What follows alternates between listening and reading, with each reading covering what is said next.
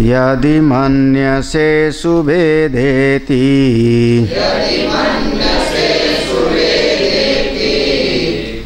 दहरमेवापि नूनम् त्वं वेत्थ ब्रह्मणो रूपम् यदस्य त्वं यदस्य च देवेष्वथनुमीमांस्यम् एव ते मन्ये विदितम् नाहं मन्ये सुभेदेति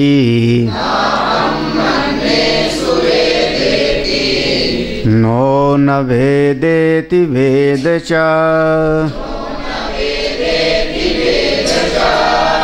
यो नस्तद्वेद तद्वेद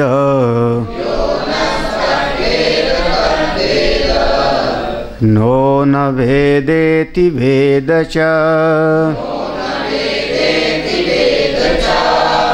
यस्या मतं तस्य मतं मतं यस्य न वेदसः अविज्ञातं विजानताम् विज्ञातम् अविजानताम्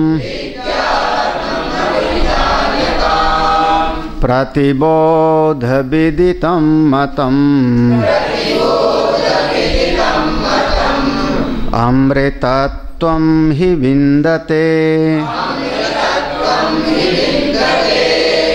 आत्मना विन्दते वीर्यम्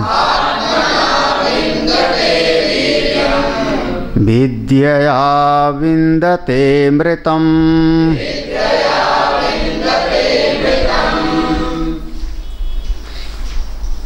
आत्मना विन्दते वीर्यम। वीर्यम का अर्थ हुआ बलशाली। बल कहाँ से प्राप्त होता है? कौन सा बल आपके पास है? तो श्रुति, आचार्य, हमारी साधना, इसी का बल है, इसी का बल है। और इसी के बल से प्रत्यक्ष आत्मस्वरूप का अनुभव होता है।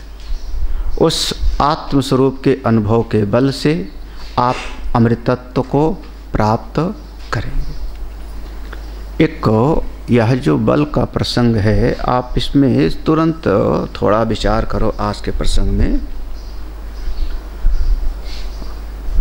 पहले दिन कौन कौन आए थे? पहले दिन से पहले दिन वाले जो लोग बाद में आए वो ध्यान देना।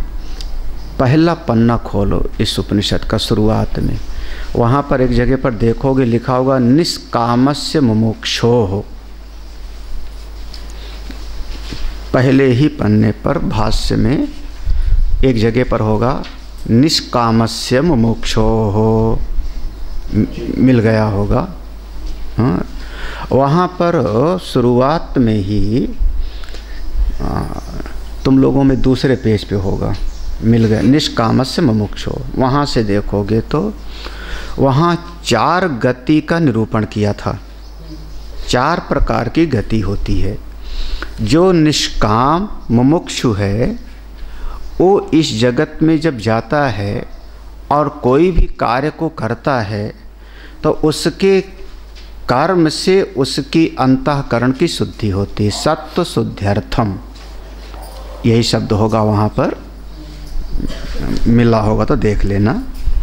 हाँ, तो जो कर्म है, जो ज्ञान है, जो उसका कर्म है, जो उसकी बुद्धि का ज्ञान है, अगर अच्छी प्रकार से उसने सम्यक अनुष्ठान किया, सम्यक अनुष्ठान किया निष्काम भाव से मुमुक्षु, तो उसके अंतःकरण की शुद्धि होती है।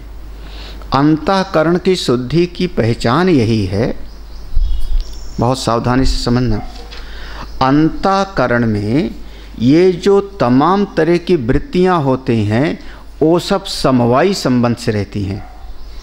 जैसे कहा था घट इव राग समवायी, क्योंकि अगर संकल्प विकल्प नहीं होगा तो मन की पहचान ही नहीं होगा। मन का वृत्तियों के साथ वो समवायी संबंध है, क्योंकि वृत्तियां हैं तो मन है, मन है तो वृत्तियां हैं, नहीं है तो नहीं है। बुद्धि के साथ निश्चय का राग समवायी संबंध है, समवायी संबंध है, क्योंकि निश्चय करने रूपी लिंग से आपने पहचाना किसको? बुद्धि को, है ना। तो बुद्धि है तो निश्चय है, निश्चय है तो बुद्धि है, इसको कहते हैं समवायी संबंध से। तो ये जो हमारे अंतःकरण हैं, जो जिसको यहाँ पर सत्व नाम दिया, सत्व माने अंतःकरण, तो अंतःकरण में शुद्धि का मतलब हुआ कि हमारी जितनी वृत्तियां हैं वो सब हमारी साधना के अनुकूल हो जाएं, हमारे भक्ति के साधना के ज्ञान के अनुकूल हो जाएं। इसी का नाम अंतःकरण की ही शुद्धि है। जो वृत्ति हमको साधन में आगे बढ़ाती है वो वृत्ति हम लाते हैं। इसी को आप पढ़ लो, 3 प्रकार का भोजन तो सत्वगुणी भोजन, तप तो सत्वगुणी तप, वर्णन आया होगा ना, कभी देखा होगा। 3 प्रकार का सबका विभाग किया ना, यज्ञ किया तो सत्वगुणी यज्ञ किया, कर्म किया तो वहाँ सत्वगुणी कर्म, ज्ञान भी तो सत्वगुणी रजोगुणी, और तो सुख भी तो 3 प्रकार का, सुखम त्विदानीम, 3 प्रकार का। तो सत्वगुणी बनाए रखने का मतलब यही हुआ कि हमारी साधना के अनुकूल है, हमको अपनी साधना में अपने उस परम लक्ष्य की प्राप्ति के लिए आगे बढ़ावेगा। हम मन और बुद्धि का नाश नहीं कर रहे हैं।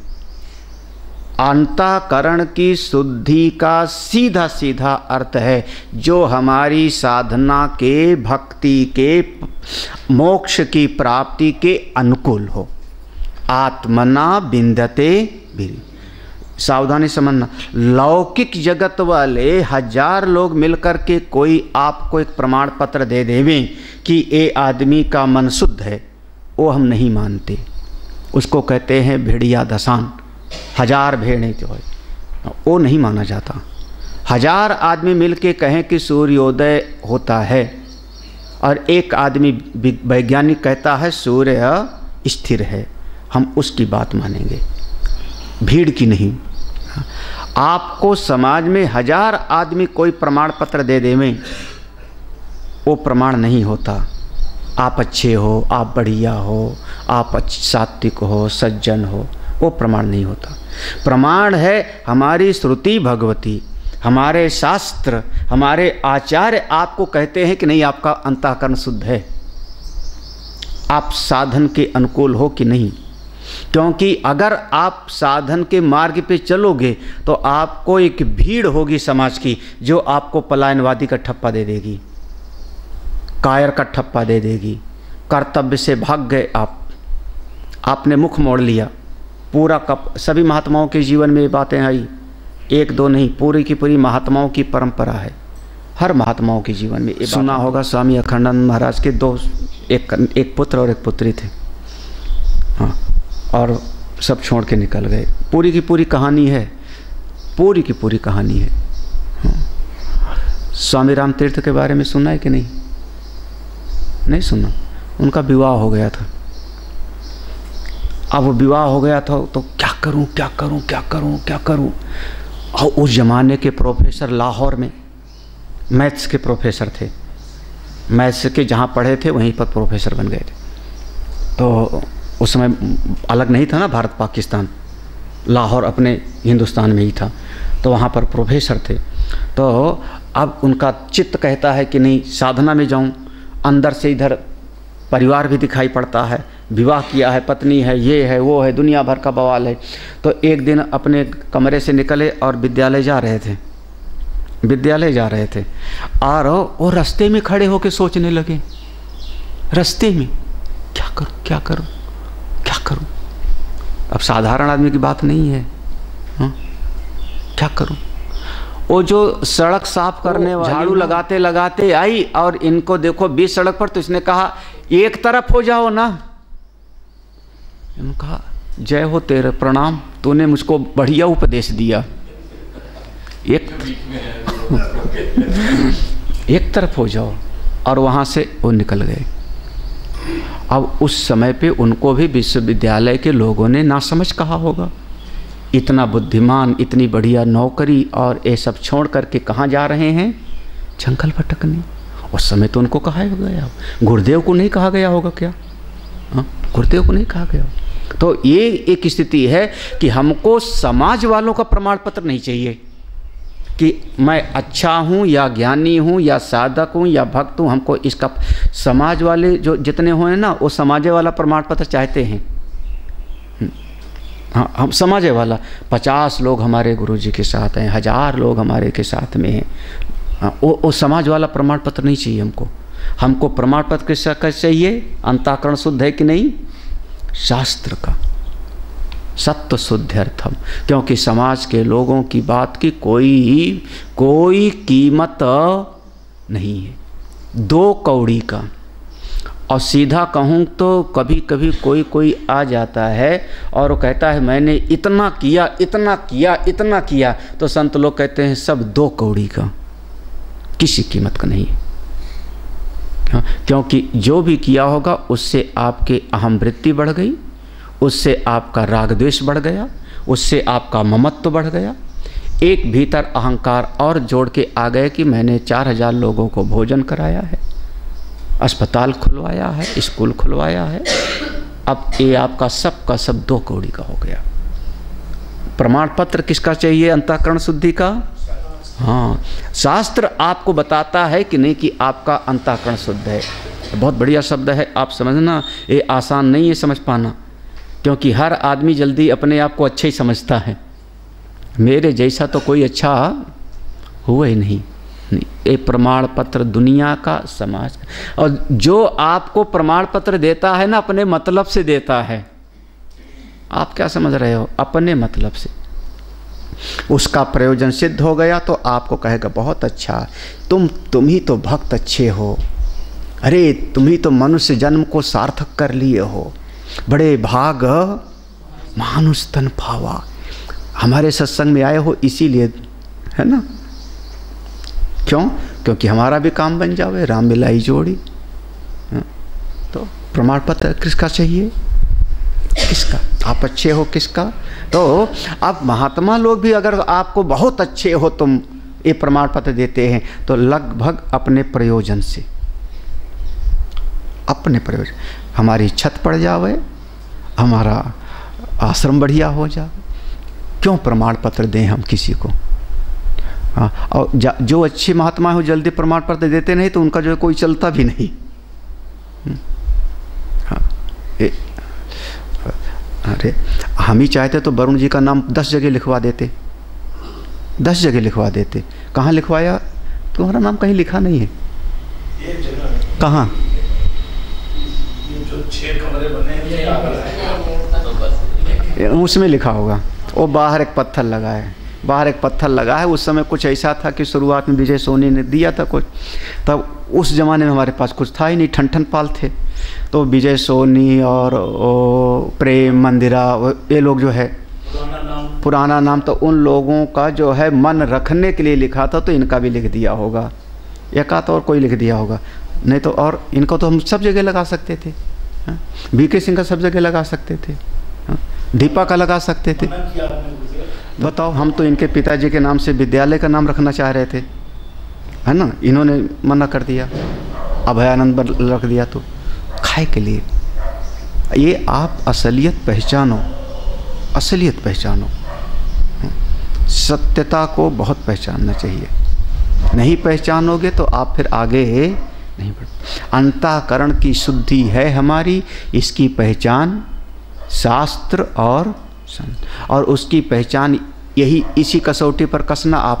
आपकी प्रत्येक चित्तवृत्ति, आपकी प्रत्येक चित्तवृत्ति, प्रतिबोध विदितम मतम कहा ना, एक एक चित्तवृत्ति आपकी साधना के अनुकूल है या प्रतिकूल। अगर आपकी साधना के अनुकूल है तो आप सत्वगुणी हो, अंतःकरण शुद्ध है, और साधना के अनुकूल ना हो कल के बल्कि संसारोन्मुख है, संसार को प्रसन्न करने वाली बात आ गई, तो आपकी चित्तवृत्ति अशुद्ध है। सत्व शुद्ध्यर्थम। इसमें चाहे समाज कुछ भी कहे, और कम से कम आप लोग हमको तो देख रहे हो, जानते हो, हमने समाज की कभी परवाह नहीं की, हमने नहीं की। जो हमको ठीक लगा वैसा हम जिए। हाँ, वो कहा ना, कबीरा खड़ा बाजार में लिए लुकाठी हाथ, फूंका तो बेचारे मेधानंद ने। हाँ, दोनों तरह से फूंका, और ये बाहर से ये तो घर फूकी गया, और साथ ही साथ जो घर था वहाँ भी आग लग गई थी। ये पता है कि नहीं सबको? नहीं पता है ना? पक्का हमको लगता है कबीरदास जी वाला दोहा पक्का इन पर फिट हुआ। हाँ हाँ, मतलब अंदर वाला भी घर फूका और बाहर वाला भी फूका। जो घर फूके अपना चले हमारे। तो अब इनके मोहल्ले वाले, इनके रिश्तेदार, इनके संबंधी तो हमको अच्छा थोड़े समझते हैं, इनको अच्छा थोड़े समझेंगे, नहीं समझेंगे। क्यों? उनकी अपनी अपनी समझ है ना, वो अपने विचार की कसौटी पर तोलेंगे ना, और उनका अपना विचार वही राग का, द्वेष का, ममता का, अहंकार का, वही तो है ना। पेपर पढ़ लेते, साथ में चाय पी लेते, कहीं सुख दुख में चले जाते, बस यही सब है। छोटी सी समझ, ओकूप मंडूक। अब चाहे जो कहना चाहो, ये सभी के परिवार में यही स्थिति है। हाँ, सभी के परिवार। तो अंतःकरण मेरा शुद्ध है कि नहीं है, इसका जो मापदंड है, पैमाना, वो कौन होगा? शास्त्र और आचार। और उसकी पहचान ये है कि हमारी एक एक चित्तवृत्ति हमारी साधना के अनुरूप है या प्रतिरूप है। आपकी जो वृत्ति आपको साधन में लगा देती है, समझना वही आपका सच्चा हितैषी वृत्ति है। ठीक है, आगे बढ़ूं तो एक गति तो वो हो गई।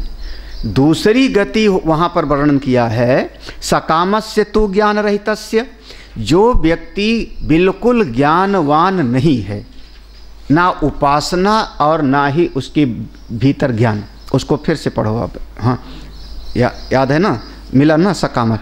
जो व्यक्ति दूसरा वाला व्यक्ति है जिसके भीतर ना उपासना है और ना ही ज्ञान है, ज़्यादा समझने की और ज़्यादा भक्ति उक्ति की जरूरत नहीं, बल्कि काम करो, क्योंकि जगत में बिना काम किए कुछ भी नहीं हो। इसको आप कर्म प्रधान कह सकते हो ना, कर्म प्रधान विश्वकरी। हाँ, यही तो है ना। और इसी को लिखा नहीं होता, कर्म ही पूजा है। ये विचार वाले, कर्म ही पूजा है, हमको क्या ज़रूरत है मंदिर जाने की, क्या ज़रूरत है। ऐसे लोग जो केवल कामना से युक्त होकर कर्म करते हैं, कौन सा कर्म? संसारी वाला नहीं, स्रोत अस्मार्तानि चा कर्माणि। यज्ञ करते हैं, मान लो कुआं बावड़ी बनवाते हैं, ऐसे लोग दक्षिण मार्ग प्रतिपत्तये पुनरावृत्तये चा भवन्ति। याद आया ना? ऐसे लोग दक्षिणायन के मार्ग से जाते हैं, और श्रुति ने आगे कहा कर्मणा पितरो लोकः, पितृलोक तक जाते हैं, वहाँ से पुनः वापस आते हैं। इस पर बहुत चिंतन है, बहुत चिंतन है। हम थोड़ा सा इस पर आगे, यही आ रहा है। और कैसे जाते हैं, कैसे जाते हैं? तो जैसे चित्त की वृत्ति होगी, क्या कहा भगवान ने? मनः षष्ठानि इंद्रियाणि प्रकृति स्थानी। याद है ना? तो आप पढ़े हो ना कि ये स्थूल शरीर है, अलग है, स्थूल शरीर के भीतर सूक्ष्म शरीर है, उसी में चित्त है ना सब। 5 ज्ञान की इंद्रिय, 5 कर्म की इंद्रिय, 5 प्राण, 4 अंतःकरण, उसी में चित्त है। चित्त में ही सब कुछ संस्कार है ना। तो ये जो अंतःकरण उपहित चेतन है जीव, ये जीव इस शरीर को छोड़ के जाता है।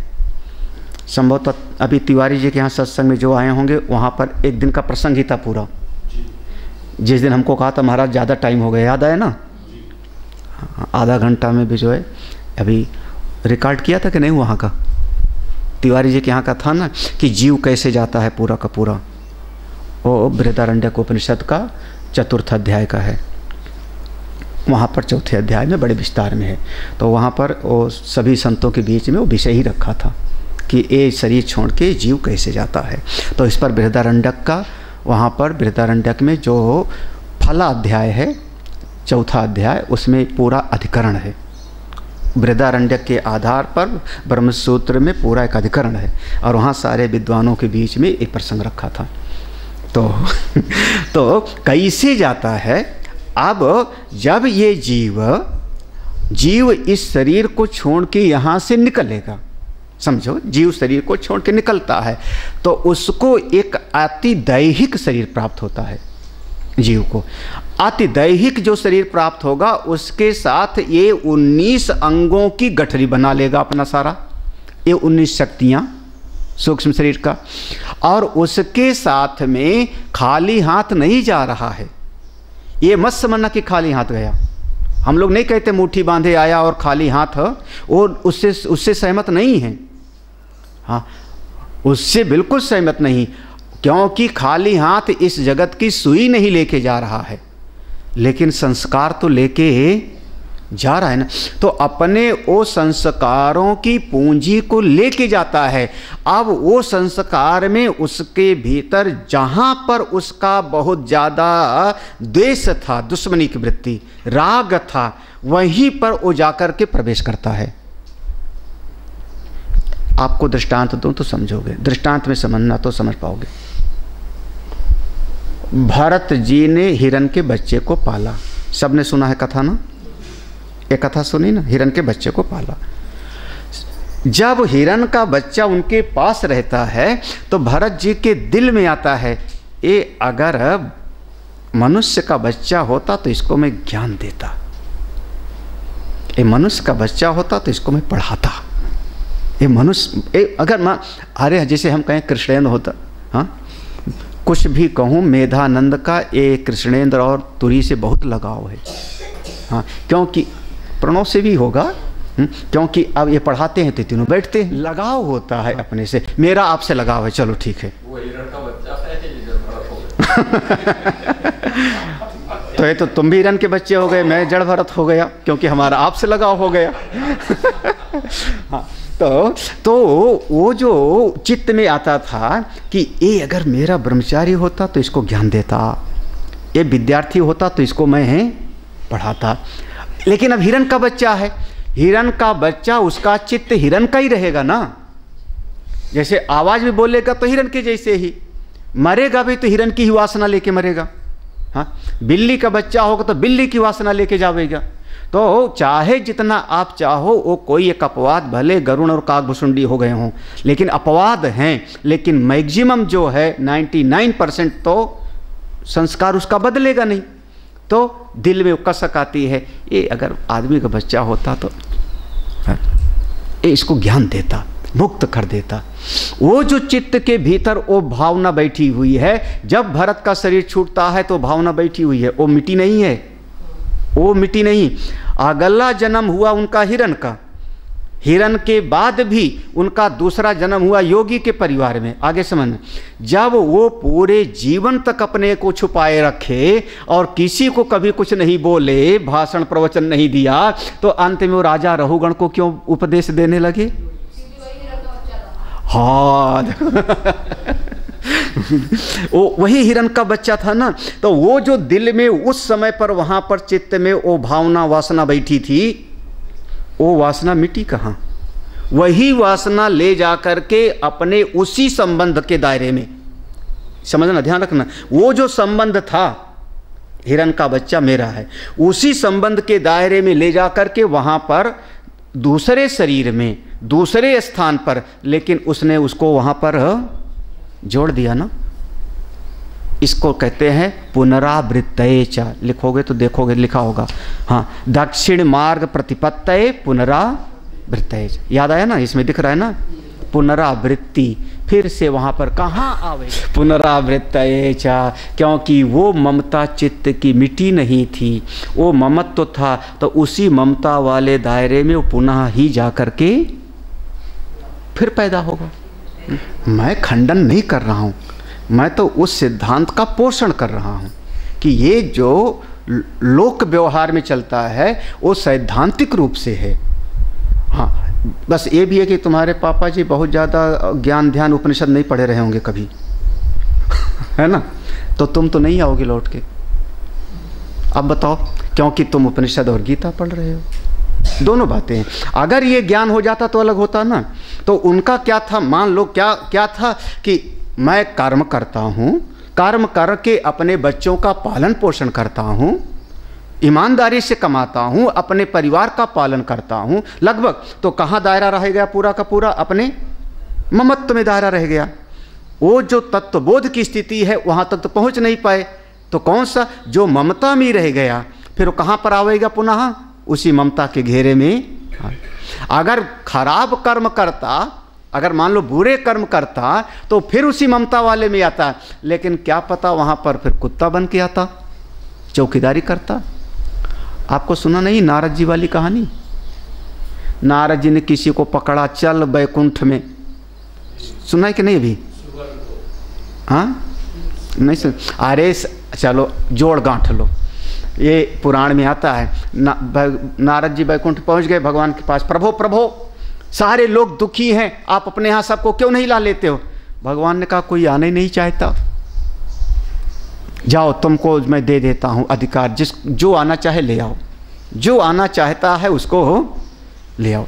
ओ महाराज नारद जी पहुँच गए, ए चल चल बैकुंठ, भगवान तुझको ले चल रहे हैं। उसने कहा महाराज ये जो हमारा बेटा है ना थोड़ा समझदार कम है, दुकान नहीं संभाल पाएगा, थोड़ा इसको हिसाब किताब सिखा दूं तब आना। हे महाराज, कुछ दिन के बाद फिर देवर्षि नारद आए। अब वो बेटा दुकान पे बैठा था गद्दी पर और दादाजी बगल में बैठे थे।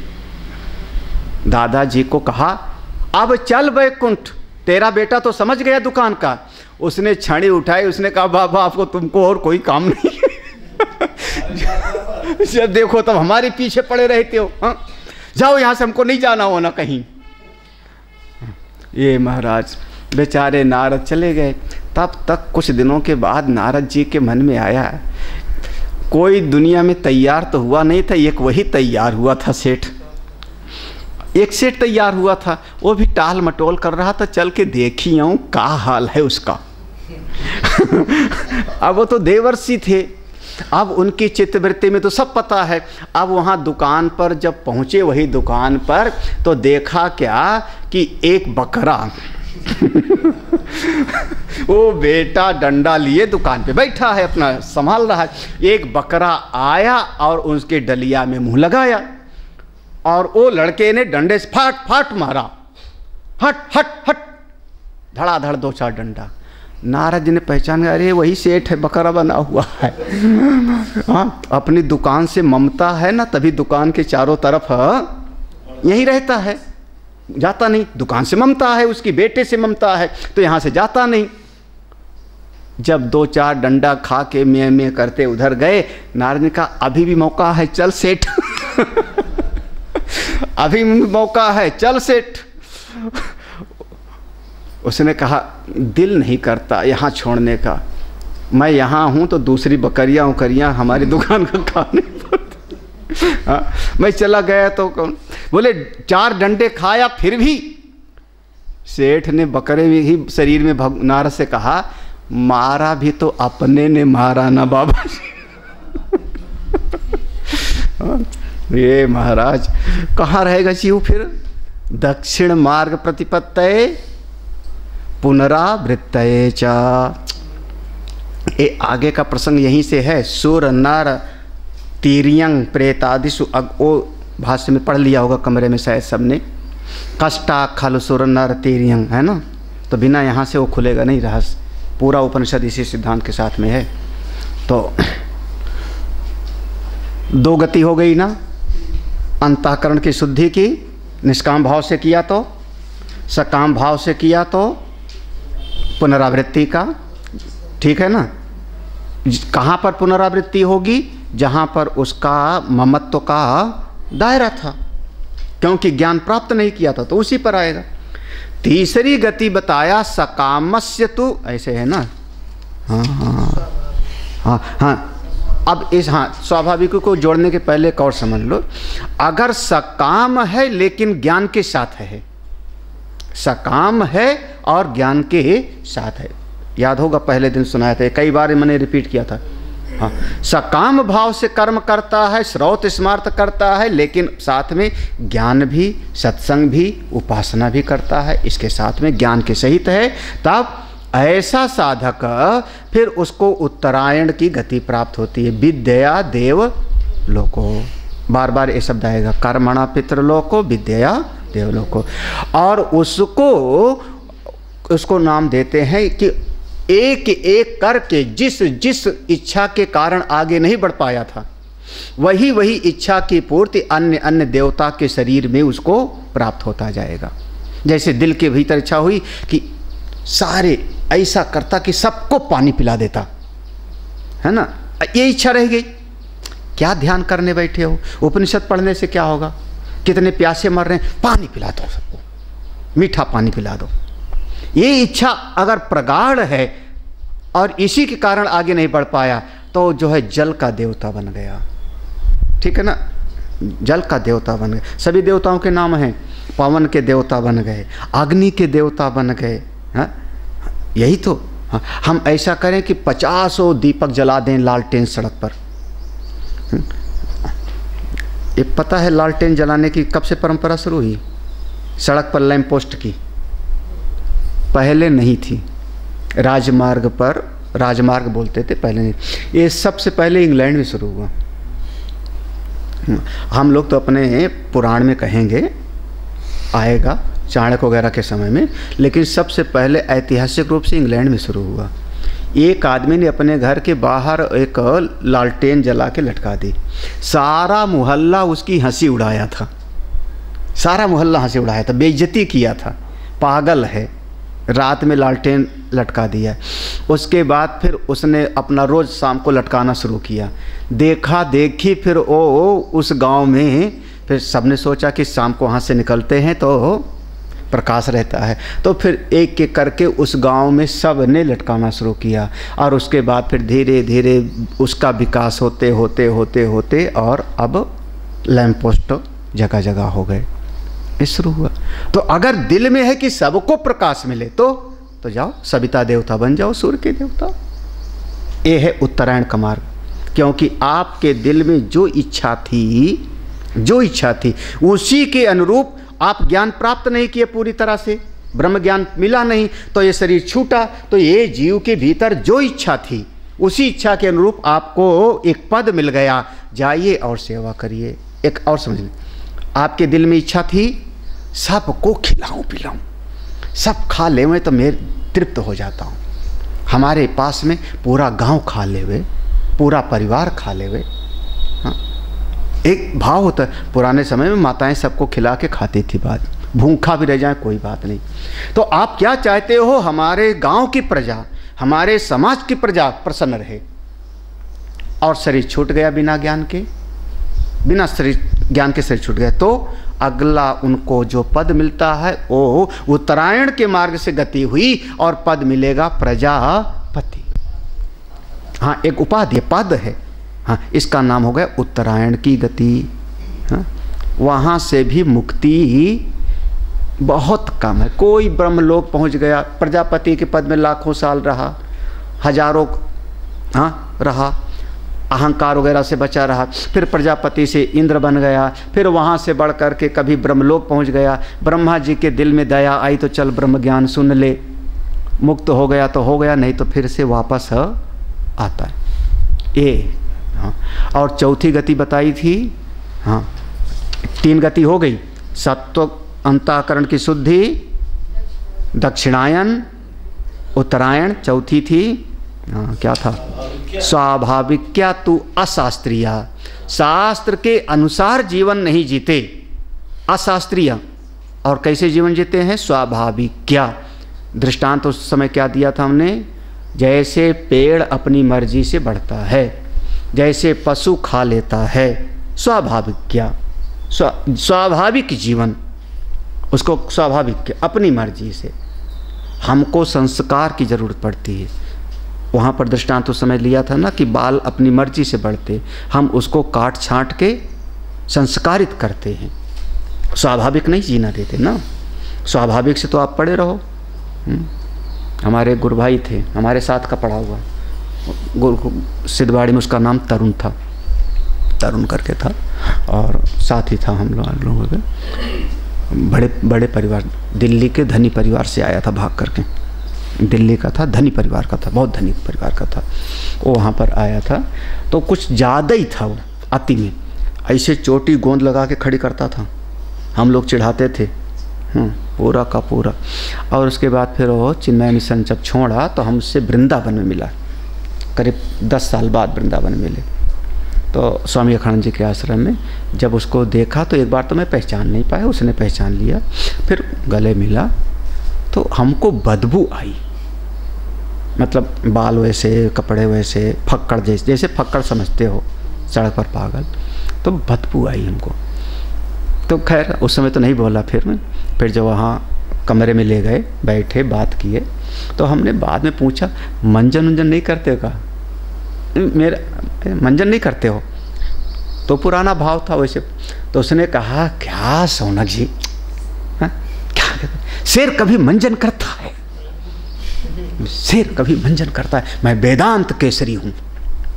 हमने कहा वेदांत केसरी? शेर कभी गले हम नहीं लगाते, शेर से दूर ही रहते क्योंकि शेर के पास बैठेंगे तो खा जाएगा हमको, तो आप अपना कमरा देख लो है ना। संस्कार की ज़रूरत है कि नहीं? आप स्नान करते हो, स्वाभाविक थोड़े जीवन है, लेकिन मनमर्जी से अगर कोई जीवन जीता है स्वाभाविक रूप से और शास्त्र के विरुद्ध, तब उसकी गति कौन सी हो गई? हाँ, पशु आदि स्थावरांत अधोगति, पशु आदि योनियों में वो जाता है। हाँ, यहाँ पर ए हम इसको समाप्त कर रहे हैं। हाँ, ये 4 गति हो गई थी। हाँ, अधोगति, उत्तरायण, दक्षिणायन और अंतःकरण की, ठीक है ना। अब ये 4 गति में जीव जाता है।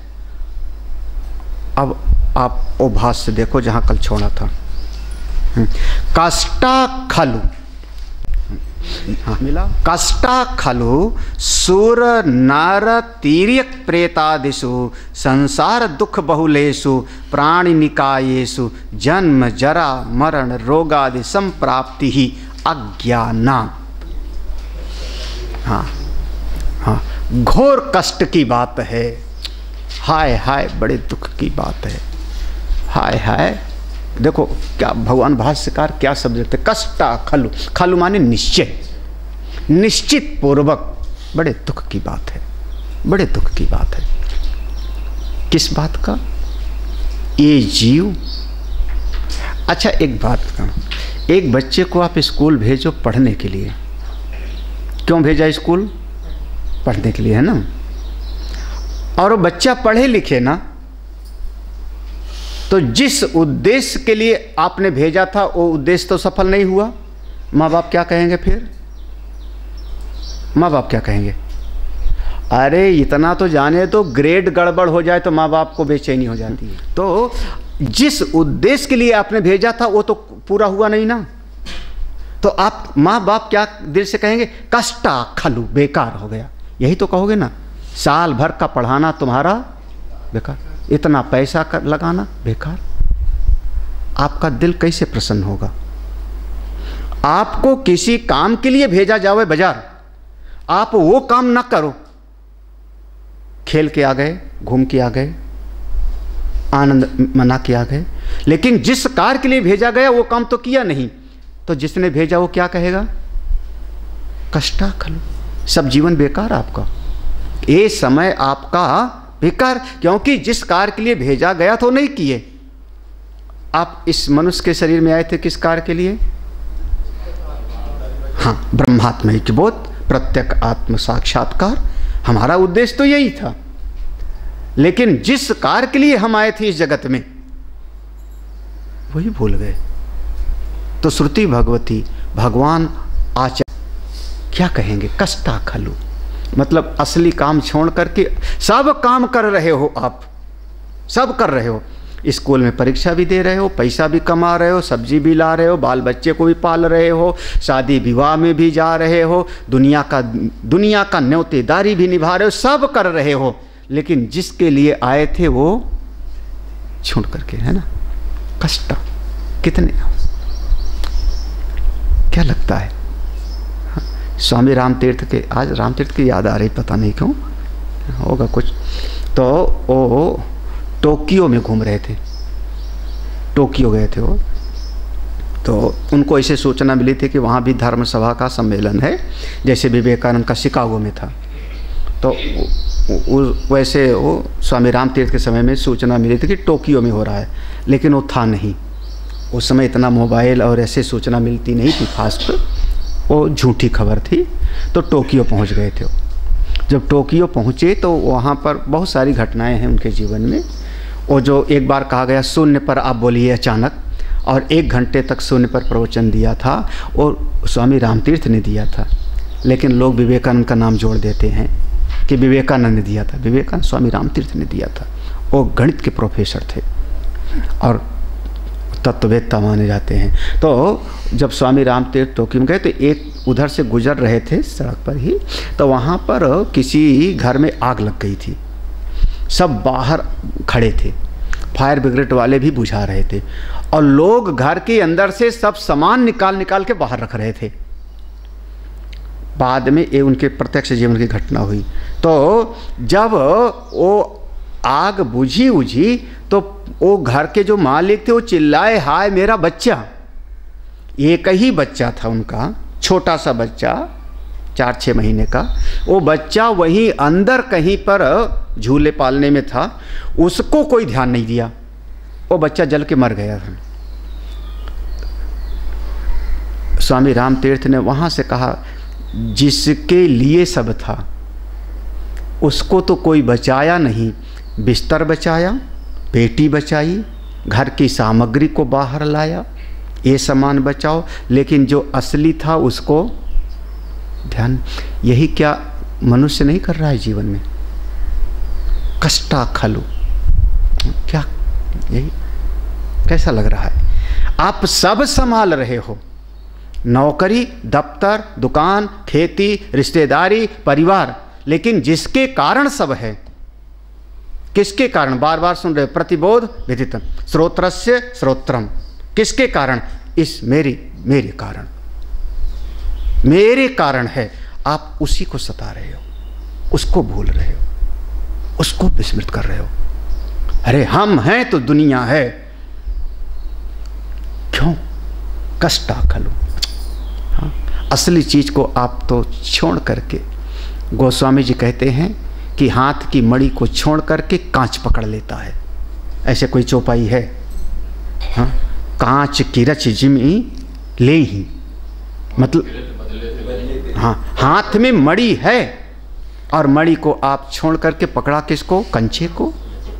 हाँ, कैसा आश्चर्य की बात है। किस हाँ ठीक है, किसके कारण है ये सृष्टि? किसके कारण है? हाँ, मेरे कारण है ना। आप इतने लोग बैठे हो, क्यों सुन रहे हो? मैं जिंदा हूं तो ना, मेरी बुद्धि में वृत्ति है तब ना, तब सुन रहे हो ना।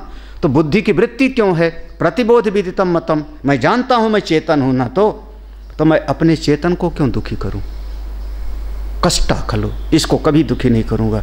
चाहे आप खुश रहो, चाहे आप नाराज रहो, चाहे सुनो और चाहे न सुनो, चाहे आए चाहे कोई ना हो। है सत्ता किसके कारण? मेरे कारण।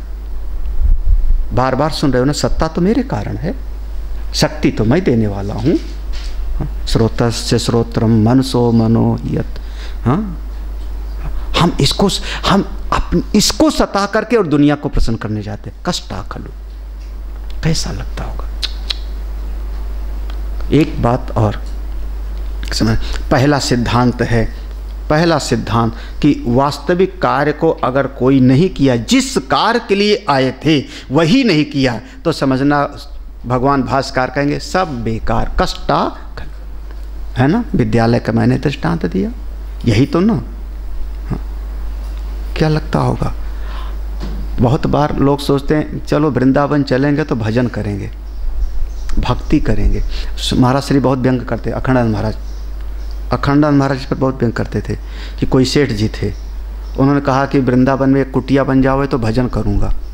तो वृंदावन में कुटिया बनाई, फिर उनको लगा कुछ महात्माओं को भोजन वगैरह करावें तो अच्छा लगेगा, फिर महात्माओं को भोजन की व्यवस्था कराने लगी। फिर महात्मा लोग आने लगे तो उनके रहने की व्यवस्था कैसे करें, तो कमरा बनाने लगे। तो उन्होंने महाराज श्री व्यंग किया, उन्होंने कहा बाद में उनका बहुत बड़ा मंदिर बना, धर्मशाला बनी और ज़िंदगी भर वो गधा गिनते रहे। गधा माने गधे पर बालू आ रही थी, गधे पर ईंट आ रही थी, तो उसकी ज़िंदगी भर गिनते क्या रहे हो गधा। बोले आए थे भजन को कि वृंदावन में रह के करेंगे हम भजन, और अब वहाँ मंदिर है, वो मंदिर का मैं नाम नहीं लूँगा, नहीं नाम भी ले लूँगा तो टेढ़े खंभे वाला मंदिर, कभी वृंदावन में जाना तो देख लें, टेढ़े खंभे वाला बहुत बड़ा मंदिर है वहाँ, शाह जी का मंदिर। उनके बारे में व्यंग किया, उनके सोने के रथ वगैरह हैं भगवान का। एक ऐसा जो है रूम है जिसमें केवल एक ही दिन जो है पब्लिक को देखने को देते हैं, सारी धन संपत्ति दे दिया, लेकिन ज़िंदगी भर वो जिस उद्देश्य से आए थे महाराज श्री ने व्यंग किया उन पर। मंदिर बड़ा बनाया, व्यवस्था बनाई, लेकिन जिस उद्देश्य से, क्या उद्देश्य था कि आए हम जा रहे हैं क्या करेंगे भजन, वो उद्देश्य नहीं हुआ तो कष्टा खलो। पहले चीज़ तो ये। दूसरी चीज़ है जिसके कारण है, पहला था उद्देश्य का कारण, दूसरा जो सबके व्यवहार का हेतु है, जिसके कारण है। किसके कारण है सब, किसके कारण सारी माया है?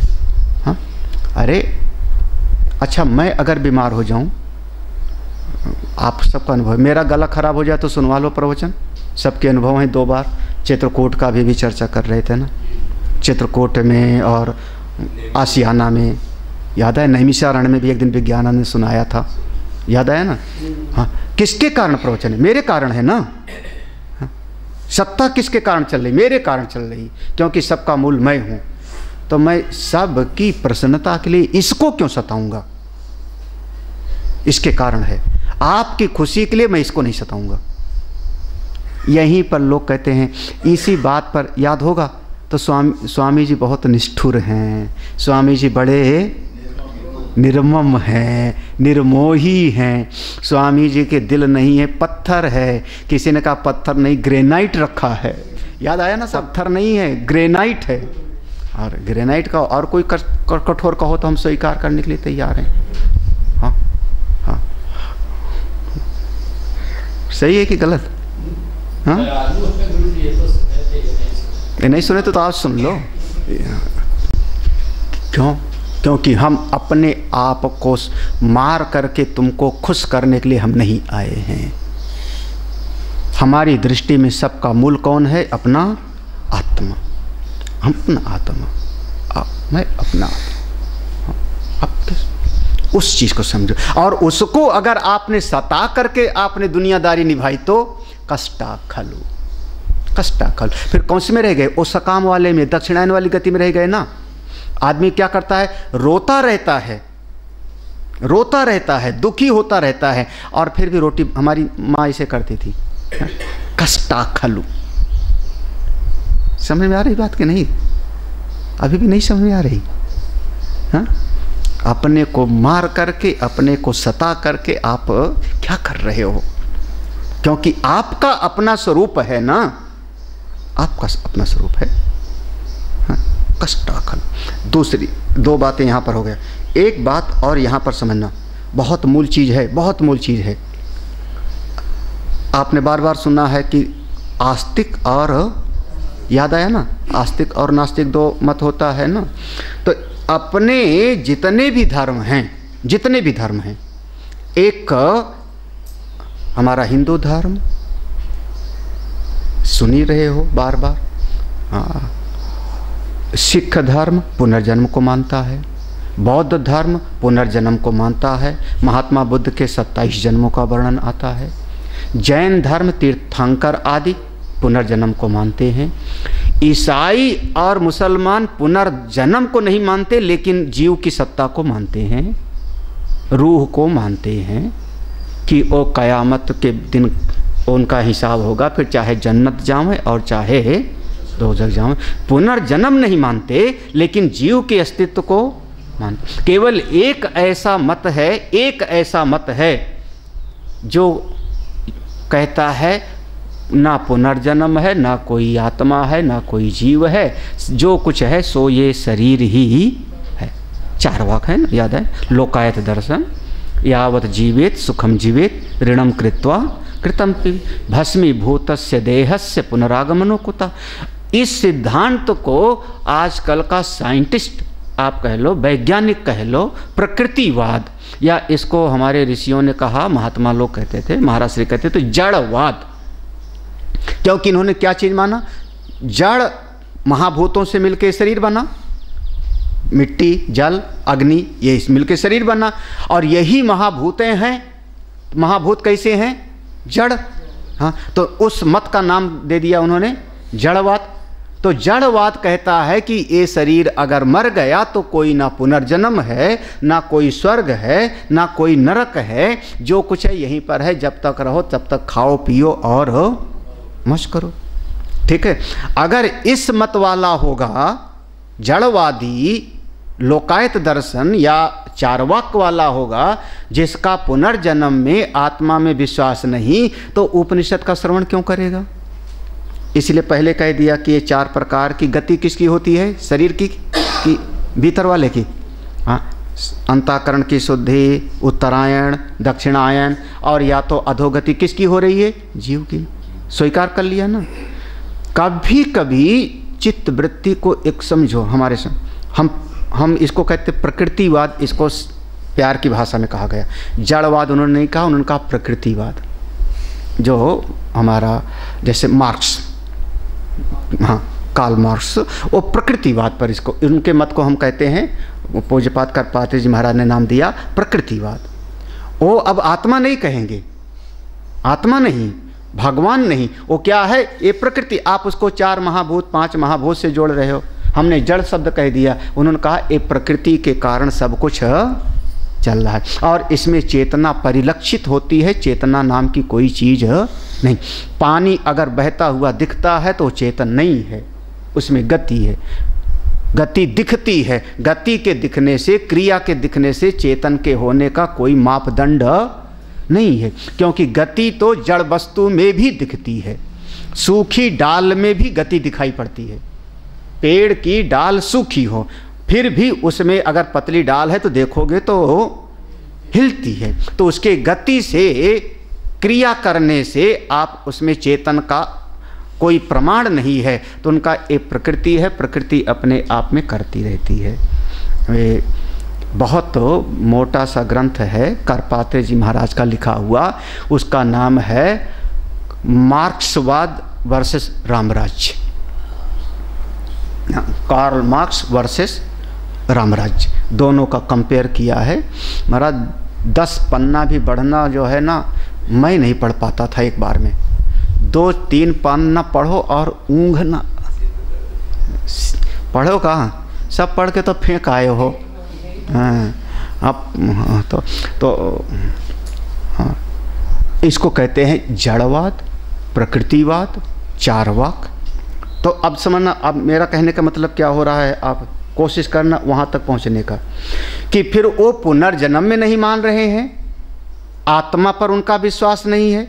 यही तो हुआ ना, आत्मा निरात्मवाद पहले कहा था एक जगह पर, क्षणभंगुर और निरात्मकवाद। तो आत्मा को नहीं मान रहे हैं, चेतन को नहीं मान रहे हैं। वो कहते हैं चेतन तो केवल जड़ का विकार है, प्रकृति का विकार है। दृष्टांत दिया जैसे वो मादकता का, शराब में मादकता आ गई, पान में जो है चून लालिमा आ गई, तो ऐसे ही यहाँ चेतना को मानते नहीं, तो पुनर्जन्म है नहीं, पुनर्जन्म है नहीं, तो उनके लिए फिर उपनिषद आदि का उपदेश व्यर्थ है। ठीक है, वो कौन हो गए? उनको हमने कहा नास्तिक, है ना। ना अस्ति, ना अस्ति, इस शरीर के बाद में कोई सत्ता वत्ता नहीं है, ना अस्ति, नास्तिक। एयम प्रेते विचिकित्सा मर्त्यो अस्तीति एके ना अयम अस्तीति चैके। हाँ, ना अयम अस्ति, कोई कुछ नहीं बचता, भस्म हो गए, खत्म। अब देखो दो मत है, एक मत आस्तिक का। आस्तिक में मैंने कहा जैन, बौद्ध, सिख, हिंदू, पारसियन, हमारे जो है ये सब का सब जो है पुनर्जन्म को मानते हैं, सब का सब। ईसाई मुसलमान रूह को मानते हैं, जीव को मानते हैं, लेकिन पुनर्जन्म को, ठीक है ना, समझ रहे होगा आप ना, बस इतना ही फर्क है। तो ये जीव, जो जीव है अपनी वासना यथा कर्म यथा श्रुतम, जैसा सुना है, जैसी वासना है, उसी के अनुसार शरीर को छोड़ के जाता है, अगली योनि प्राप्त करता है। जड़ भरत का दृष्टांत मैंने दे करके स्पष्ट किया, ठीक है ना। या मनु महाराज के चित्त में पुत्र की वासना थी तो दशरथ बन के पैदा होना पड़ा, है ना, समझना आपको। ये दर्जनों आप पुराण की कथाओं को आप यहाँ पर इतना मनन कर सकते हो, इतना चिंतन कर लेना।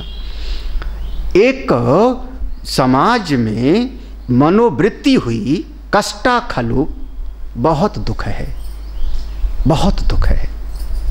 किस बात का? हमारे हिसाब से कुछ होता ही नहीं। परीक्षा में फेल हो गया, परीक्षा में फेल हो गया, कौन सा मुंह लेके जाऊं घर पे? कष्टा खलु। देखो कष्टा खलु को मैंने दो अर्थ ले लिया है, याद आया ना। एक तो जो मुख्य उद्देश्य था उसको किया नहीं, तब भगवान भास्कर कहते हैं सब निरर्थक हो गया, बेकार, कष्ट, ठीक है ना। दूसरा था जो हेतु है, जिसके कारण सारा व्यवहार हो रहा है, जब आप उसी को सता करके आप व्यवहार करते हो तो श्रुति भगवती कहेंगी कष्टा खल, ठीक है ना। दो बात। तीसरी बात, अब बच्चा परीक्षा में फेल हो गया, फेल हो गया, दुख है। चाहता क्या था कि अच्छे नंबर से, अब देखो चित्त में वासना है कि अच्छे नंबर से पास हूं, परिश्रम नहीं किया तो फेल हो गया। सोचता क्या है, जाऊं और जाकर के मर जाऊं। क्या आप समझते हो उसके मरने से उसका दुख समाप्त हो जाएगा? अब बताओ, आस्तिक और नास्तिक का यहां पर भेद हो रहा है। जो ये समझ लेगा कि मैं जाकर के मर गया, मर जाऊंगा और सारा दुख खत्म, मतलब अब तुम नास्तिक मत में आ गए हो, जड़वादी हो गए हो, अब तुम आस्तिक मत में नहीं हो। हाँ, कितना घोर समस्या है। इसलिए महापुरुष लोग जो है वहाँ पर फिर उनकी दृष्टि में वो सब बहुत बचकाना हो गया, छोटे बच्चे जैसे, बचपन की बात। क्योंकि हमारे यहाँ पर क्या है, उच्चार गति, आगे शब्द आएगा सूर नर तीर्यक। हाँ, आस्तिक मत क्या है, मैंने कई मत दे सारे धर्मों को बता दिया। तो हमारे इस शरीर के मर जाने पर आपका दुख थोड़े समाप्त हो रहा है, बल्कि दुख यहां से आगे पासान हो रहा है। हाँ?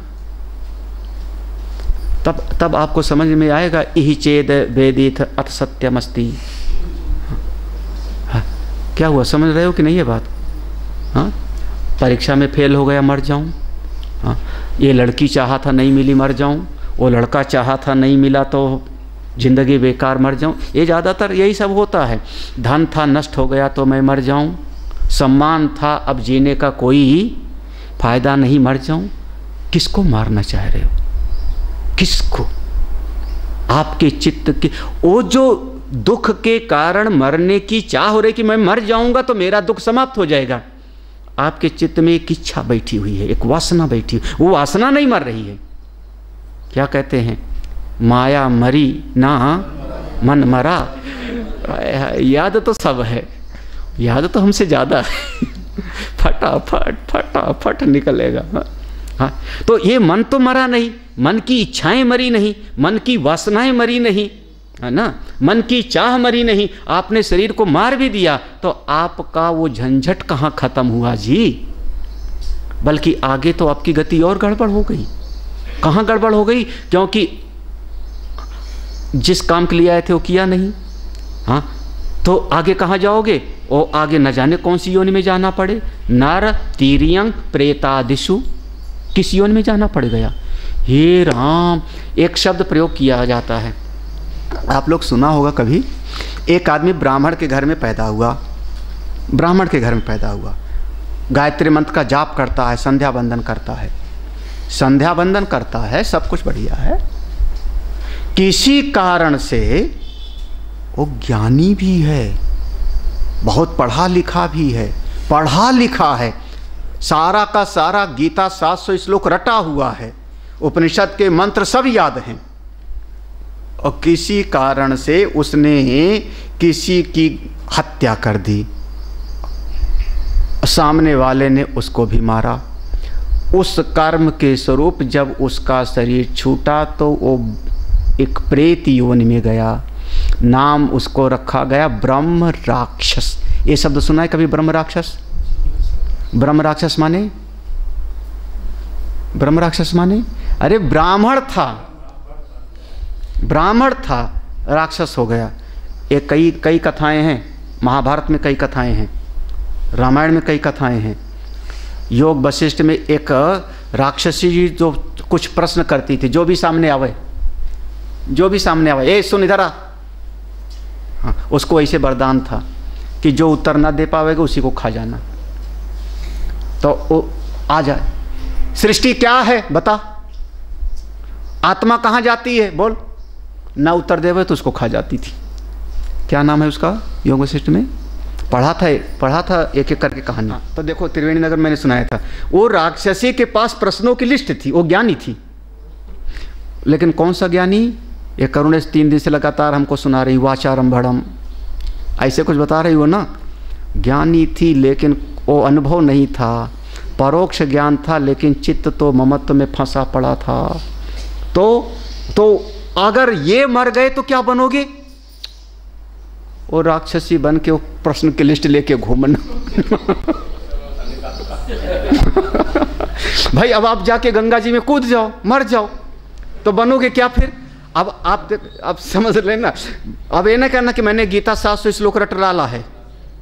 हाँ, ब्रह्म राक्षस माने जो सब पढ़ा लिखा है पूरा। हाँ, ब्रह्म राक्षस उपदेश करता था। क्या समझ रहे हो? सत्संग हो रहा है, वहां सत्संग में जाओ, तुमको हनुमान जी मिलेंगे। किसने बताया था तुलसीदास जी को? हाँ, तो पढ़ा लिखा था कि नहीं था वो प्रेत? हाँ, अगर वज्र मूर्ख वो प्रेत होता तो सत्संग के बारे में कैसे पता? उसको कैसे पता कि सत्संग में हनुमान जी बैठे होते हैं? प्रेत ने बताया ना। खास समझ रहे हो आप? तो आप लोग बहुत अगर जाके मर जाओ बहुत बढ़िया, क्योंकि मरे दुख खत्म, आप मरे जग पर। बोले हम नहीं कह रहे हैं दुख खत्म, हम कह रहे हैं अब तो और घोर कष्ट में कष्ट खलू, ये भी नहीं मिलेगी और राक्षस की तरह टहलेगी। अच्छा, बेताल किसके पीछे था? विक्रम बेताल की कहानी। वो क्या मूर्ख था बेताल? पढ़ा लिखा नहीं था। हाँ, पढ़ा लिखा नहीं था वो। विक्रम के साथ, विक्रमादित्य के साथ में उसका रोज कथा कहानी प्रश्न उत्तर हो रहा है। कहाँ लटका रहता था?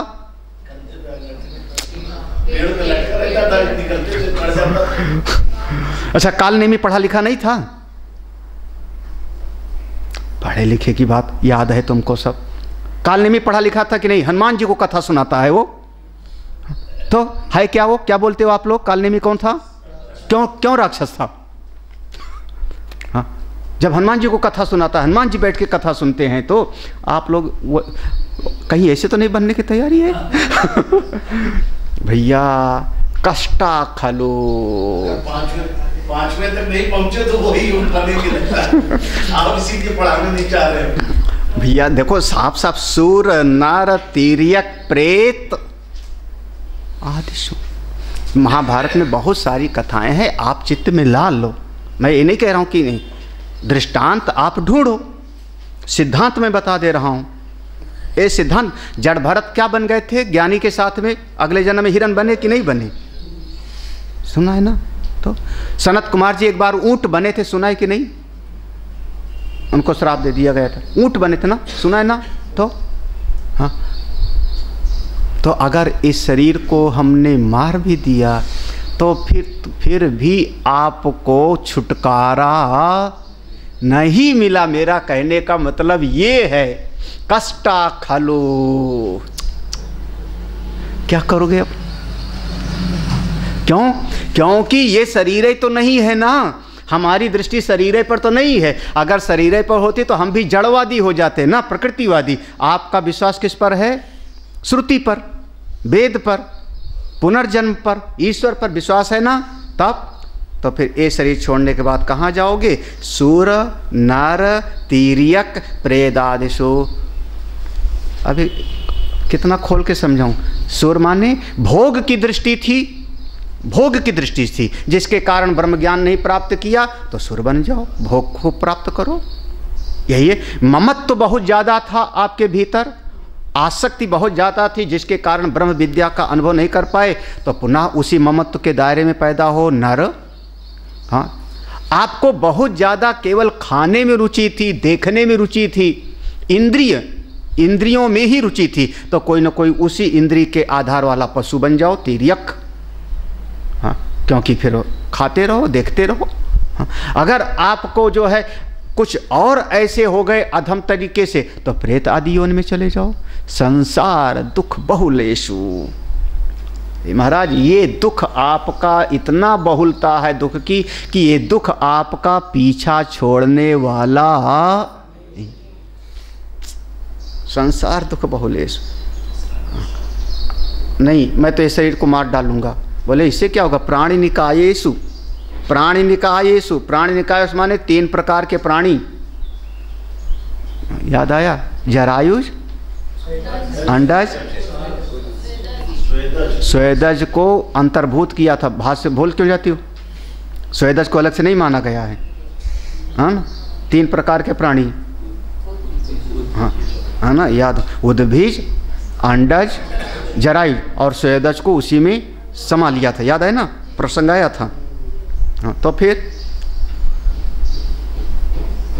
इसी में प्राणी, यहीं तो जाओगे आप, इसी में जाके बनोगे।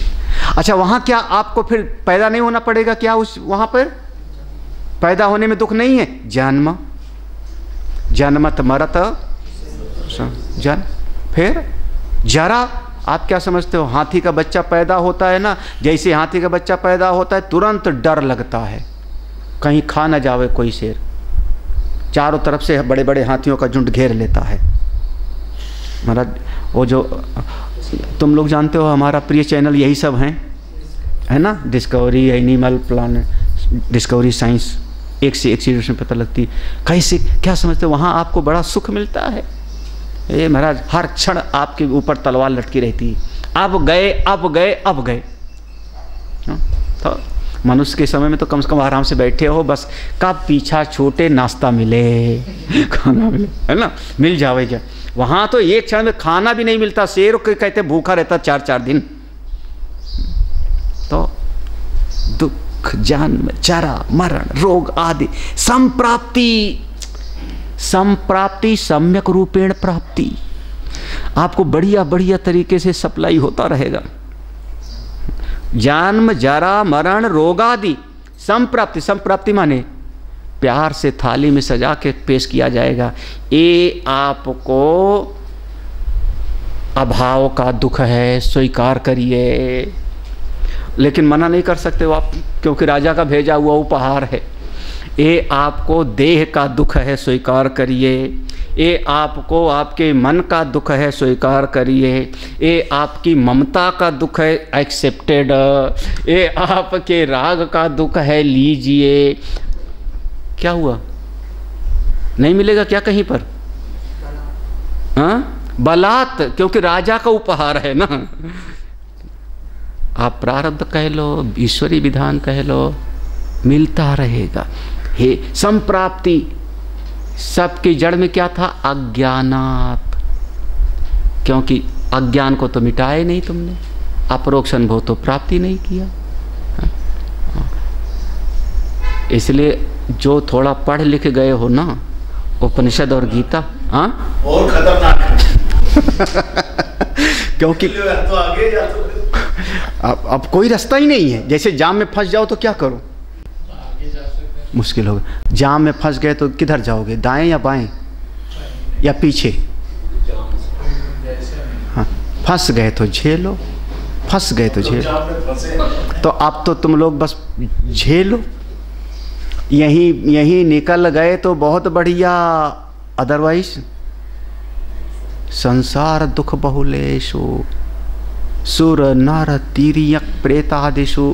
वो मैंने ब्रह्म राक्षस और कह दिया था, गड़बड़ था थोड़ा, मतलब पढ़ा लिखा भूत। पढ़े लिखे का जब जान निकलेगी तो पढ़ाई लिखा तो बनेगा। अच्छा